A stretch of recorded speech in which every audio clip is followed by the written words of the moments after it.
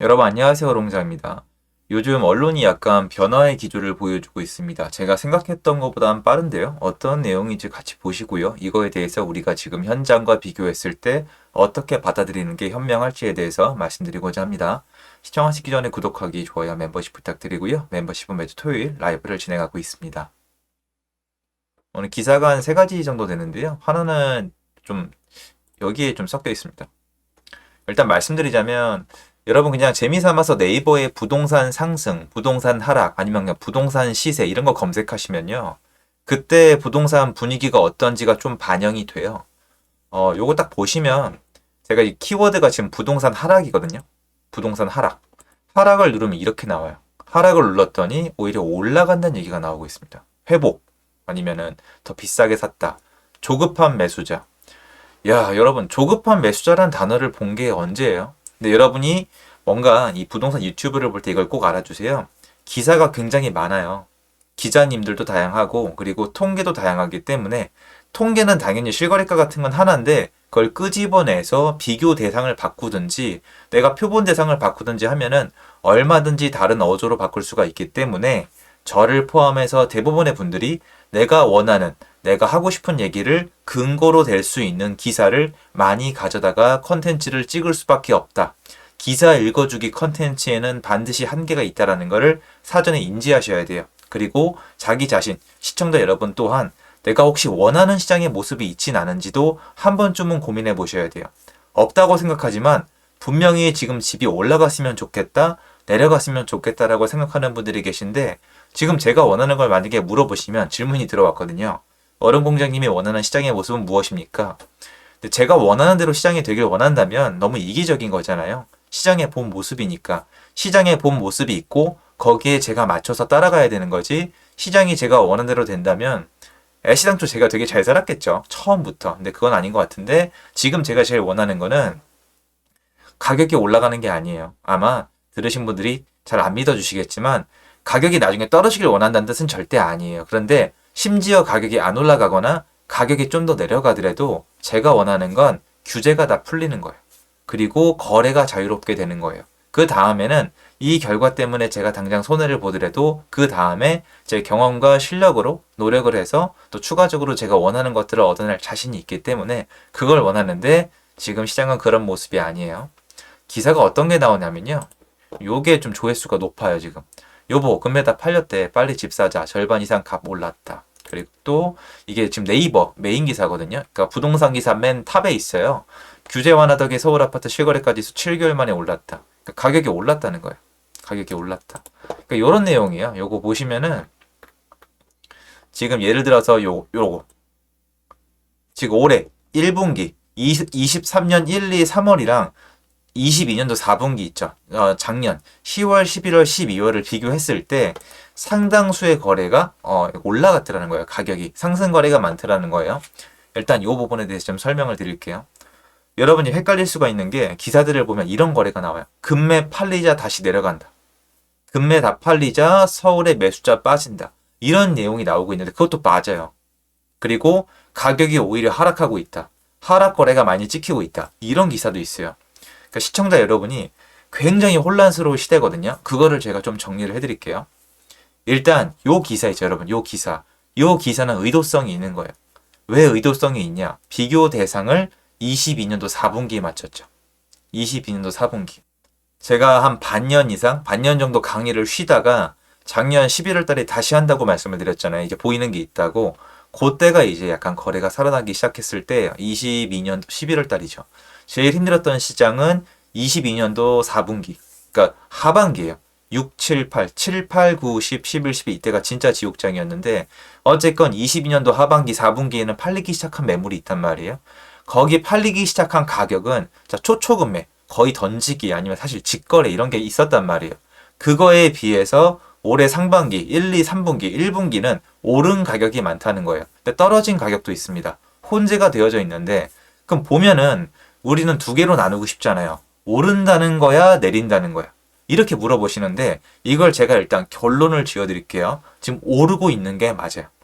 오르고 있는 게 맞는데 기사에 내려간다. 초급매 팔리자 매수자 없다는 기사가 왜 뜨냐면은 이게 거래량의 비밀이 있는데 서울은 한 달에 평균 거래량이 5천 건이 원래 넘어요. 저는 6천 건 쓰고 있습니다. 그런데 작년에 거래량이 1,000건 안팎이었어요. 심할 때는 500건대였습니다. 거래가 없다는 뜻은 뭐예요? 서울 내에 거래가 있는 단지보다 거래가 없는 단지가 많다는 거죠. 자, 그러면 거래가 없는 단지는 가격이 안 떨어졌느냐? 그건 말도 안 되죠. 가보면 호가랑 금매가 다 있어요. 호가가 낮아진 거 그리고 금매로 던지는 게 다 있단 말이에요. 이조차도 안 팔려서 실거래가 못 떴던 거예요. 그러면 얘네가 요새 팔리기 시작을 해요. A란 단지가 있어요.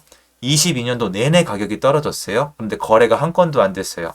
그러다가 23년도 1분기에 거래가 됐어요. 그럼 얘는 가격이 어떻게 될까요? 쫙 내려가서 찍히겠죠. 그런데 이게 당연히 실거래가로 봤을 때는 극단적인 하락이 맞지만 내부적으로 보면은 더 심한 초급매가 있었는데 걔네랑 물건이 들어가고 조금 올라간 가격에 팔린 경우가 있습니다. 데이터로는 아무것도 안 보이는 거예요. 현장에 있는 사람, 중개사님 외에 모르는 거죠. 이런 것들이 하락을 이끌고 있고 그리고 이전에 팔렸던 거에 비해서 약간 올라간 가격의 거래가 상승을 이끌고 있기 때문에 지금 시장의 기사는 상승과 하락 둘 다 나올 수 있습니다. 시장 분위기는 어떠냐? 이걸 다 감안하고 봤을 때 거래가 아예 없다가 거래가 조금 되면서 가격이 약간씩 올라가고 있는데 올라간다고 얘기하는 것도 민망한 게 뭐냐면은 너무 많이 떨어졌었어요. 진짜 많이 떨어졌었어요. 5억, 6억 떨어졌다가 이제 1억, 2억 오른 거거든요. 근데 문제는 뭐냐? 5억, 6억이 한 2년, 3년에 걸쳐서 떨어졌다가 이제 오르기 시작한 게 아니라 5억, 6억이 한 6개월 만에 떨어진 거예요. 그냥 푹 하고 주저앉았어요. 거래량도 거의 없이. 그게 약간 회복이 된 거거든요. 그러니까 시장이 지금 좋다, 상승장이다, 매수자가 조급하다 이렇게 얘기하는 건 저는 오버라고 봐요. 아직 절대 아니에요. 매수자분들 조급하지 않아요. 근데 또 이게 웃긴 게 있어요. 매수자가 조급한 단지가 있고요. 매수자가 조급하지 않은 단지가 있어요. 예를 들어 드릴게요. 여러분 강남에 진입하려는 분들이 또는 그 자녀분들이 마지노선으로 보는 게 어딘지 혹시 아세요?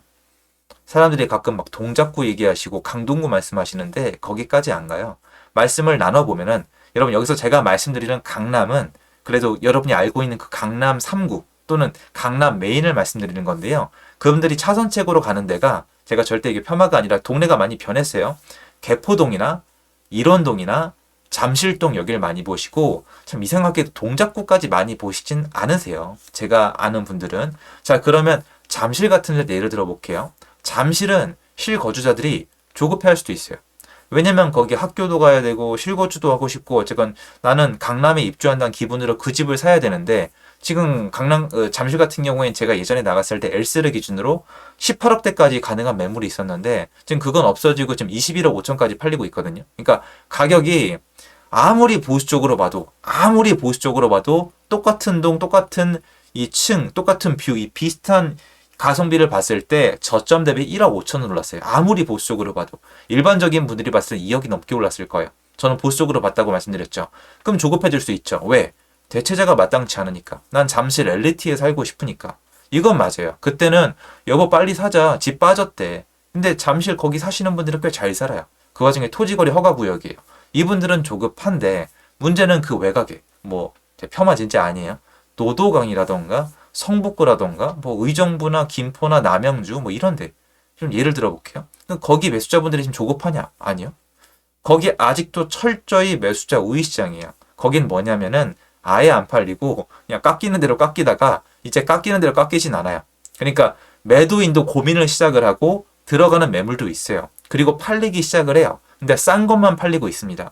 싼 것만 팔린다는 건 뭐예요? 매수인들이 아직 조급하지 않다는 거예요. 그래서 이게 부동산이 원래 이렇게 똑같이 갈 수가 없어요. 지금 분위기가 각자 다릅니다. 그래서 여러분들이 이렇게 분위기가 변하고 있다는 건 감지하실 필요가 있는데 조급하게 생각할 필요도 없고 시장을 지켜봐도 괜찮아요. 방향성이 어디로 가냐가 중요한 거잖아요. 근데 방향성은 시장이 회복하고 있다. 그리고 회복의 초기 단계이지 막 올라가고 있고 막 매수자가 조급하고 있다는 표현은 틀렸지만 또 경우에 따라서는 지역에 따라서 상이한 모습을 보이고 있는 곳도 있다. 그래서 내가 원하는 것이 있다면 내가 원하는 곳에 전세나 매매에 물건이 정해져 있다면 지금 빨리 나가봐서 현상을 파악해야 되는 알아보는 게 빨리 이루어져야 되는 시장은 맞지만 거래 자체를 막 서두르기에는 좀 이상하게 들리시겠지만 거래를 서두르기에는 늦었다가 맞습니다. 서두르려면 저처럼 작년 10월 그러니까 이거 다 알고 할 수가 없어요, 여러분. 지금은 이제 알잖아요. 지금은 사람들이 초급매가 있으면 사버려요, 여러분. 초급매는 금방 빠지기 때문에 좀 어려워요.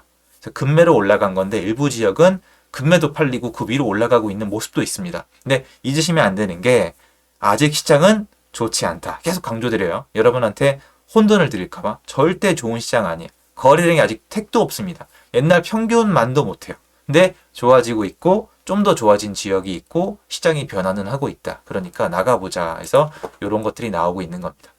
이제 올라간다는 느낌이 나오는데 기사는 항상 여러분 기사는 항상 자극적으로 눌러주세요. 컨텐츠 클릭해주세요. 이 기본이에요. 광고 붙어야 되잖아. 이거는 절대 욕할 게 못해요. 이게 이쪽의 생리예요. 그거를 저는 건드리면 안 된다고 생각을 하지만 여러분에게는 최대한 현실감 있게 전달해드리고 싶어서 영상을 준비했습니다. 도움됐으면 좋겠고요. 제 영상 여기까지입니다. 감사합니다.